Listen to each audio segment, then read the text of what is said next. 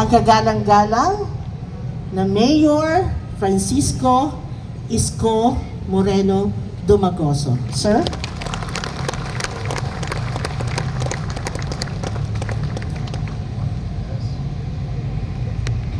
Maraming salamat po, ma'am. Palakpakan natin ang ating mga taga-usig. Pumanatag kayo hanggat maaari ay patuloy na kikilalanin ng lungsod ng Maynila at ng Manila Police District ang kakayanan, galing at trabaho ng ating City Prosecutor's Office by sending you all those suspected criminals to be prosecuted properly because we believe in you. Palakpakan po natin 5.0. Nung araw sa aming bagsak po yun eh. Kailangan uno eh. Pero pag taga-Lasal ka yata, 4 ba sa Lasal? Ito mga Lasalista. Mrs. ko, taga-Lasal din yun. Nadali ng Tondo High School. So muli, on behalf of the people of Manila, thank you for delivering justice with 91% prosecution success rate. Ibig sabihin, talagang yung mga Tolongges sa Maynila, magdalawang isip kayo. Una, hindi matutulog ang pamahalaan.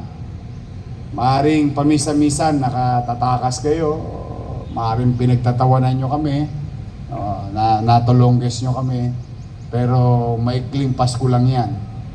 Mas mahaba ang kamay ng alagad ng batas. Sabi nga, I think sa English, you cannot escape the long arm of the law. Kung hindi ako nagkakamali, kung tama yung grammar ng inyong lingkod. So, beware. And in fact, sa ating mga prosecutor, yung pinanawagan kong basag kotse gang, mamaya ipadadala ko sa inyo. Buti naman nagtino yung mga yon. Sabi ko sa kanila, sumuko na sila. So kung sino man yung mga taga Sampaloc dito, mga shoutout, mga bata Sampaloc, yung isang about 3 weeks ago, an incident, 3 weeks ago. We will share it to you later, and they're going to be sent to prosecutor's office. Ayan. So muli, good morning.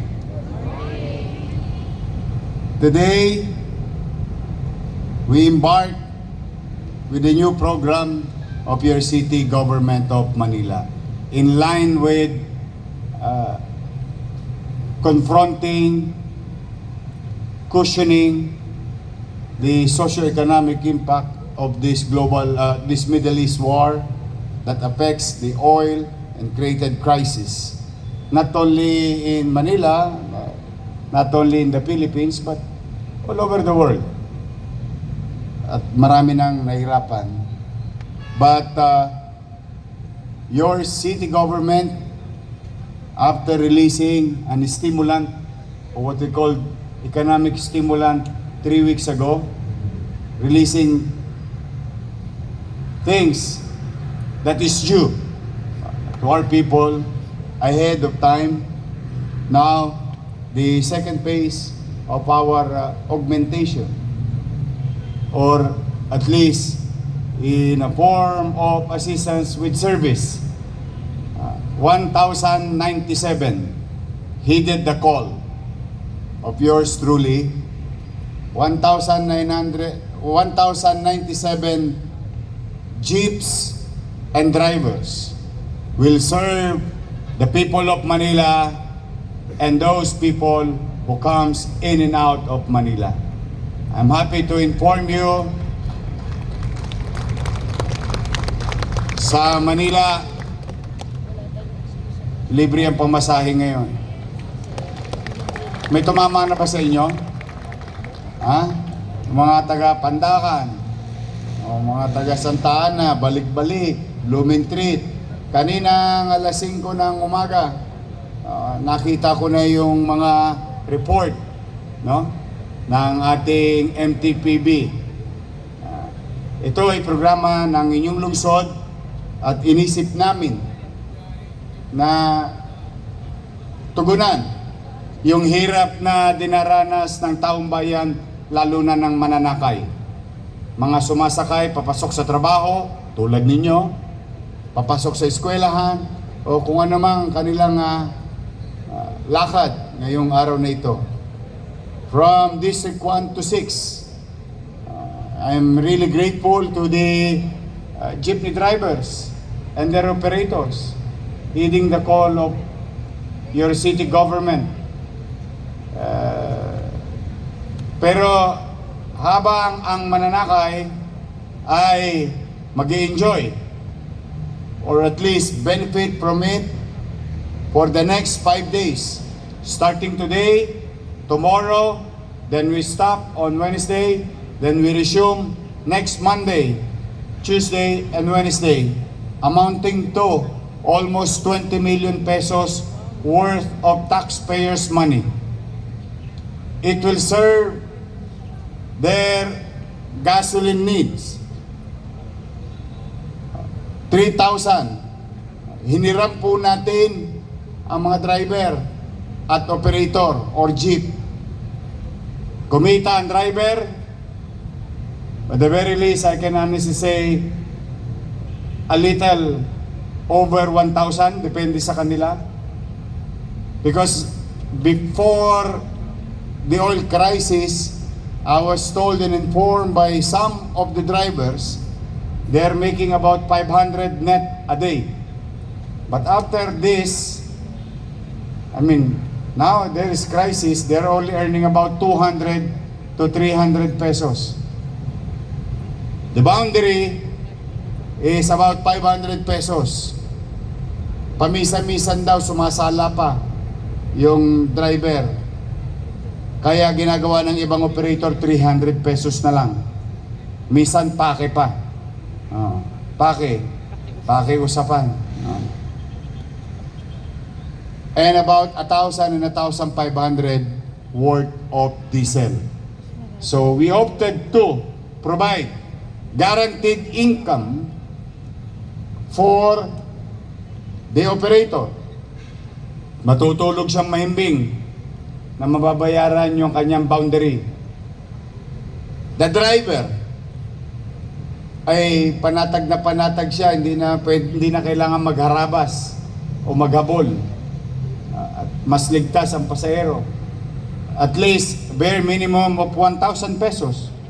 Almost 5 times over or 4 times over or at least 3 times over of his regular income.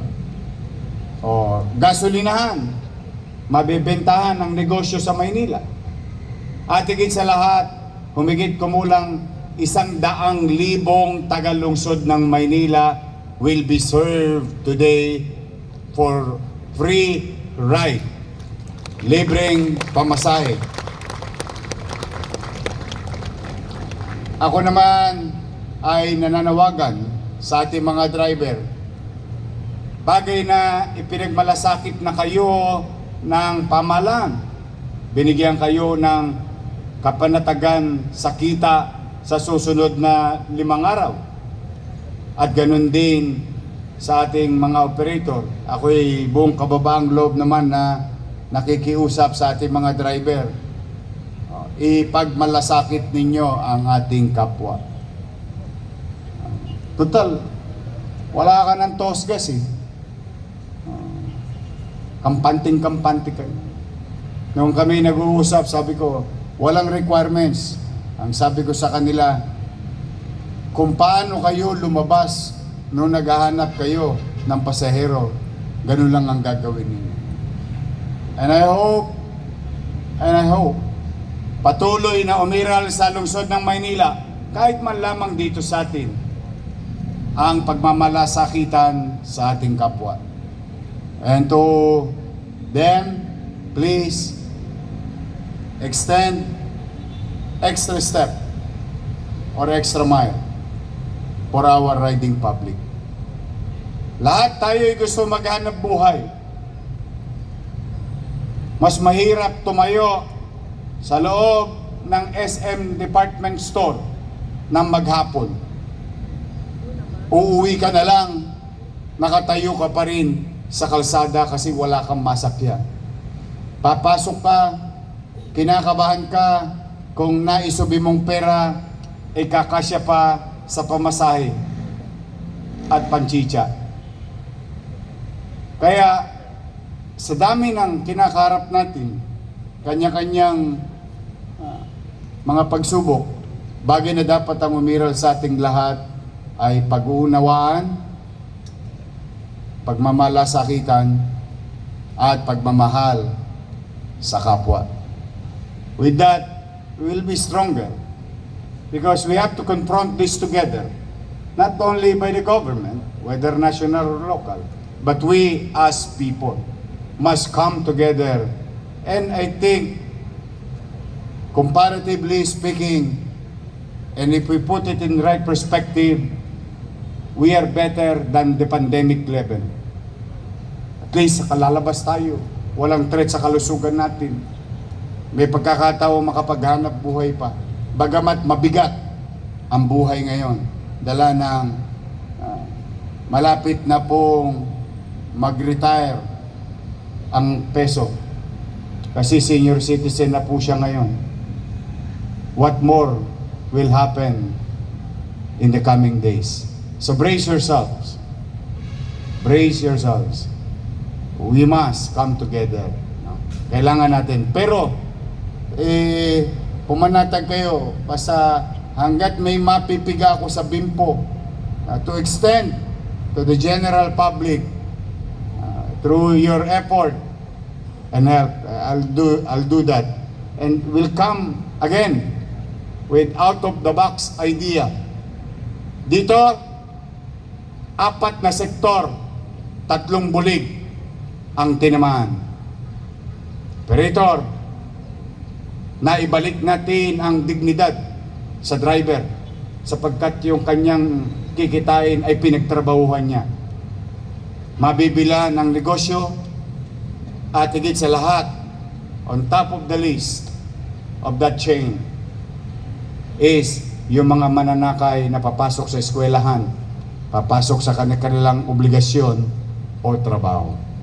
So, kaya po, I will do my best in my own little way with a team like yours. I think we'll never go wrong. So, muli kailangan ko ng tulong ninyo para labanan natin at mapagtagumpayan natin itong krisis natin tinatawag. Like, I have to give credit to our Vice Mayor Chi and the members of the City Council with the authority that I asked last Friday, last Thursday. They naibigay naman nila sa kanilang special session na ginawa. So, hopefully, we can continue this. But today, this morning at 5 a.m., we have served already tens of thousands of people in the city of Manila. Pangalawa, 4 years ago, your city government built something that is unique for a local government-owned, run public hospital, or what you call Bagong Ospital ng Maynila. In that building, there is a portion, a facility unique also across some private, some public national government, but only local government ang nakapagtatag ng cat lab. The cat lab that we build will address a particular life-threatening situation, and it may save lives more than the expenses. It's a very expensive machine, very expensive procedure. lalong-lalo na sa inyo dito, yung maraming minahal at nagka-problema kayo sa puso. Yung mga makinang yaon ay only God knows the price. But as I have said, I don't mind spending millions of pesos just to save one life. At least one. But, you know, nawala po ako sa public office eh. Na-PMA po ako. Buti nga si Jess, hindi na-PMA eh. Nagtuloy si Jess eh. Natuloy-tuloy ka, Jess, no? Na-PMA ako ng 3 taon. And I thought, more than anything, itutuloy yun. But it did not function. The machine was there. The facility is there.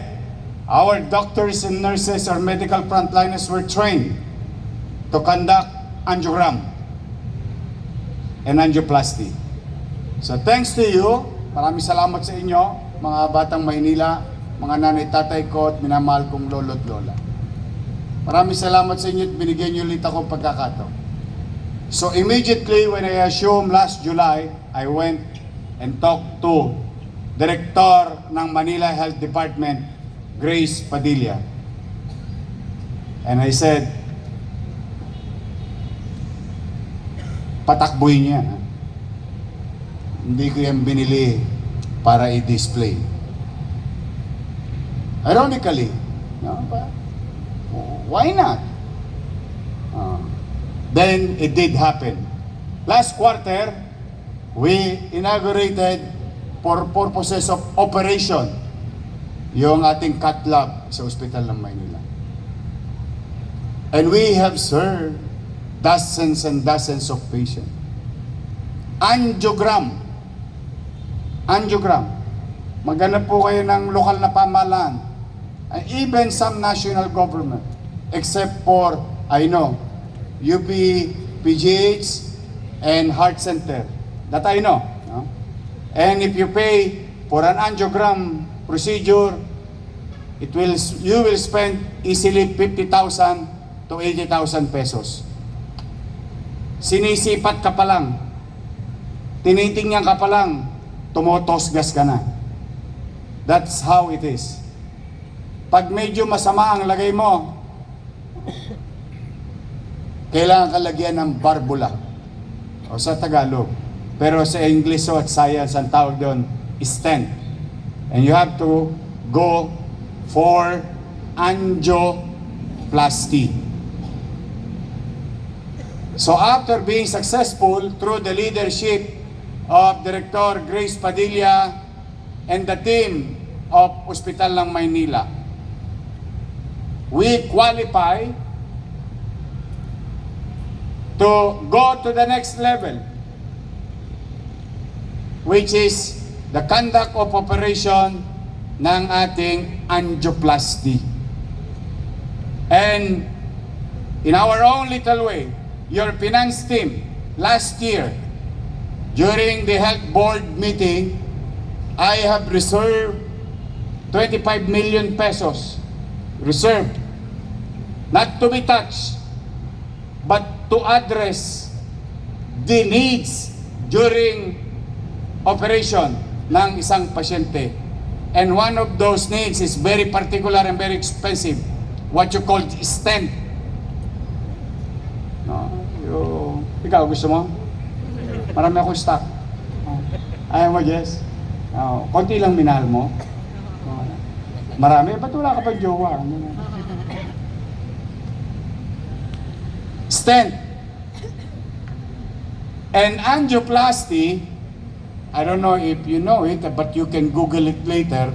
But maybe some of you knows it because of their parents, friends, classmates, or neighbor.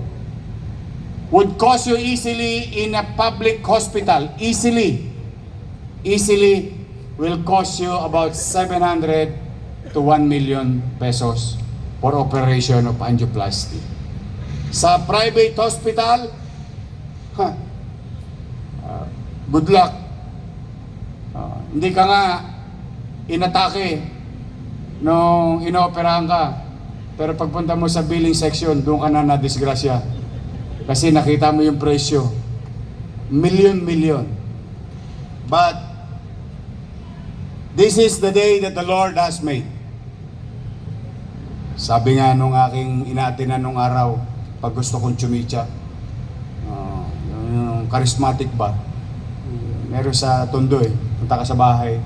Tapos kanta, this is the day that the Lord has made. The Lord. Tapos afternoon, may sopas eh. But I remember that song. And I do believe, and I wanted to share to each and every one of you, that really, in Manila, this is the day that the Lord has made. Because a few days ago, through the leadership of our interventional cardiologist, Dr. Wilfred D., Dr. Camilo Aquino, Dr. Christian Bagawisan,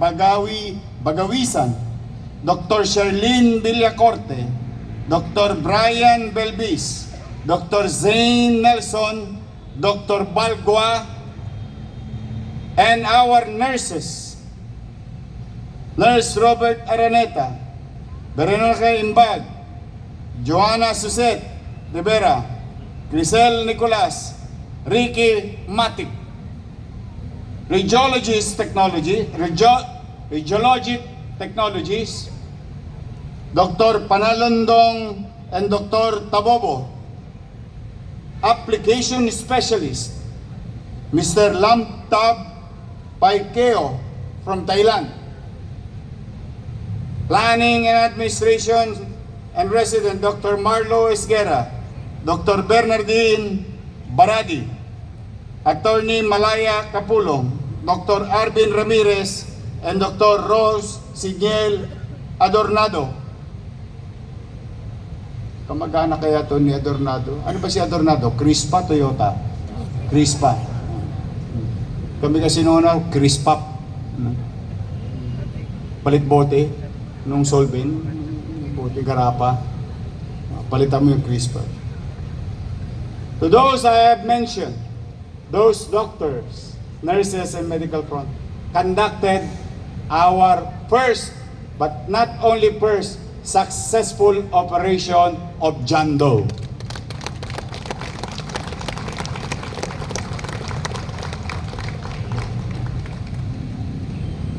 Una, salamat sa Diyos.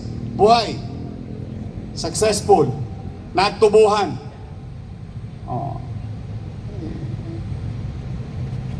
Pangalawa, salamat sa taxpayers of Manila. That's where your money goes or went. Nabuhay ang isang tao. We extended a life. Kaya, sabi ko po sa inyo, sa ating team, sa CADLab, andyan ba sila? Andito? Ayaw, alika nga kayo. Dito man lamang in our own little way to appreciate the team. Sabi sa akin ni Letlet Sarkal, nung siya daw in-angioplasty, mas maganda pa raw yung makina natin kaysa sa St. Luke's. That's what he said. Siya na-angioplasty niya. Ay, halika. Thank you very much. O wala bang habang parada ng tagumpay? Baka kayo na susunod. Kaya, pare.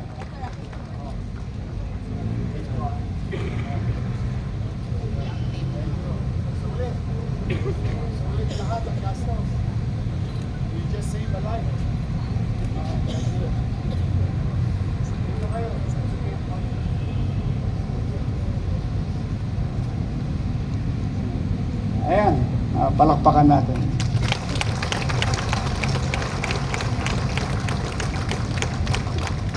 So just imagine, dati parang mission impossible for a public hospital to have this kind of facility.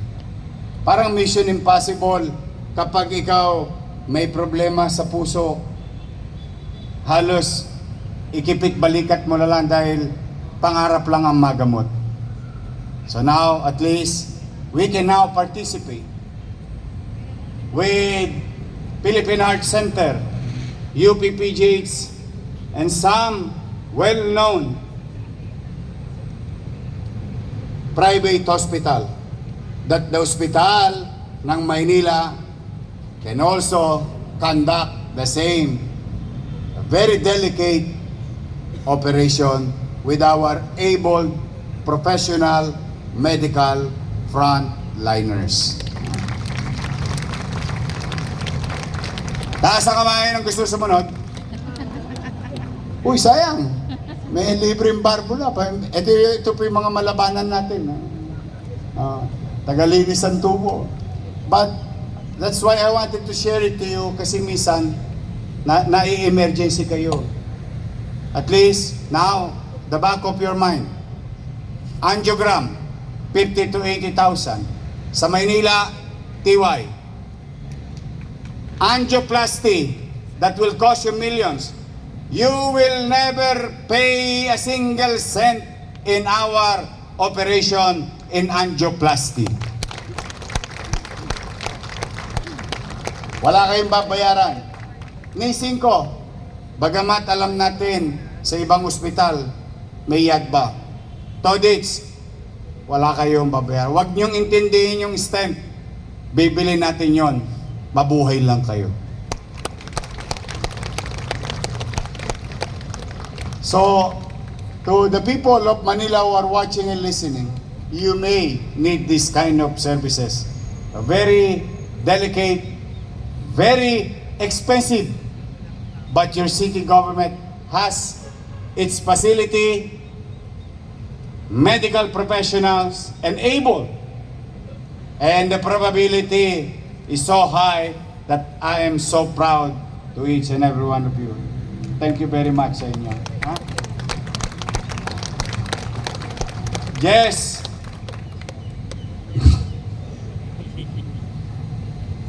I love you. Oh, tama na. Yan na muna good news. Hopefully, bagay ako'y naniniwala naman laging may awa ang Diyos. Nag-survive nga tayo nung COVID eh. Ano yung joke ng mga tao? Ang mahal daw ng gasolina. Red Horse nga, binibili namin eh. Gasolina pa. But kidding aside, I'm a believer. Hold on. Pahabain nyo lang ang PC ninyo. Tingin ko naman, lahat ng bagay may katapusan. Lalo na itong crisis na ito. Makakaraos tayo! Do you believe in that? Yes. O, sabay-sabay. Makakaraos tayo! Sabay-sabay natin sabihin, makakaraos kami! Makakaraos kami. Crisis lang yan! Bilis lang yan. Oh, now you're smiling. When you smile, you show your Mayor teeth to me, I'm inspired. I will do my best. Rest assured, in my own little way, with the help of the team. So for the meantime, we have a few hours, a few days to be of service to the people this week. And be the best that you can be. Excel from your field of undertakings. On your task, I need you. I need each and every one of you to function properly and efficiently so that we as city government, we in the public service can deliver at the very least efficient and aspiring to the best delivery of public service. But panahon na rin ng pagninilay-nilay yung mga kasalanan ninyo. Ingin nyo ng tawad ay magnilay-nilay tayo.